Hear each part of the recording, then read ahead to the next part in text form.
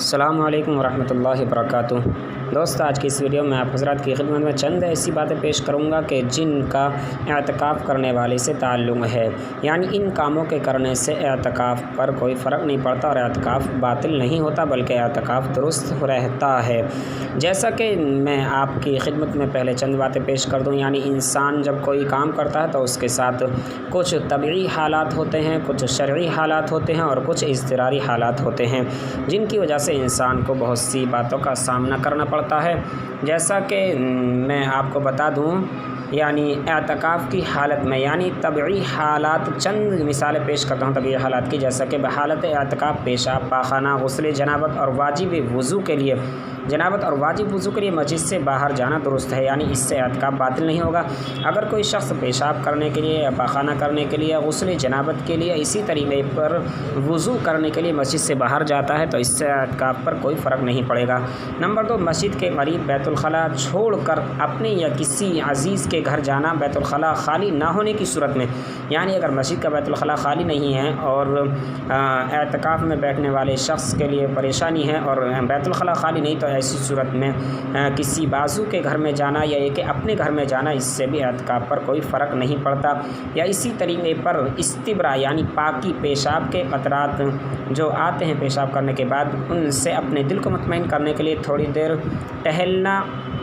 یا مٹی وغیرہ کا استعمال کرنا یا ٹیشو پیپر استعمال کرنا، اس سے بھی اعتکاف فاسد اور باطل نہیں ہوتا۔ اور اسی طریقے پر طبعی اور شرعی امور ہیں جو انسان کو پیش آتے ہیں، یعنی جیسے کہ ضرورت کے لیے باہر جاتے آتے ہوئے راستے میں بلا توقف کسی سے سلام کرنا، یعنی یہ شرعی امور ہیں۔ تو یہ راستے میں آتے جاتے اگر کسی کو سلام کرنے کی ضرورت پڑ جائے اور جب کوئی ملے تو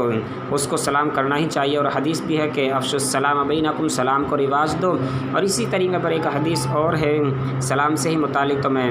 یہ بتا رہا ہوں کہ بلا توقف کسی سے سلام کرنا یا مریض کی عیادت اور نماز جنازہ میں شرکت سے بھی اعتکاف۔ اسی طریقے پر یعنی اعتکاف کرنے والے کو اگر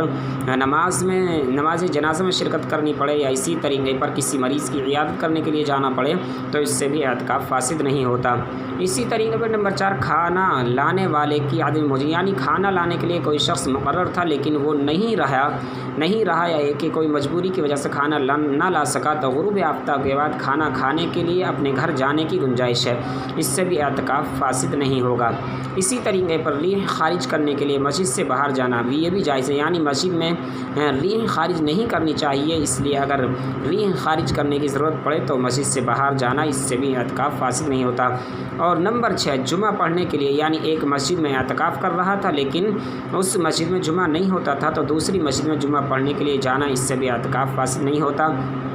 اسی طریقے پر نمبر 7، یعنی اعتکاف کرنے والے کا اذان دینے کے لیے مسجد سے باہر نکلنا، تو اس سے بھی اعتکاف فاسد نہیں ہوتا، یعنی جب اذان دینے والا کوئی شخص نہ ہو اور اعتکاف کرنے والے کو اذان دینی پڑے تو اس صورت میں مسجد سے باہر نکلنا، اس سے بھی اعتکاف فاسد اور باطل نہیں ہوتا۔ اسی طریقے پر اضطراری حالتیں، یعنی اب تک تو میں نے طبعی اور شرعی حالتیں بیان کی، اب میں اضطراری حالتیں، یعنی اضطراری حالت میں معتکف کا مسجد سے باہر نکلنا اور دوسری مسجد کی طرف منتقل ہونا درست ہے، اس سے اعتکاف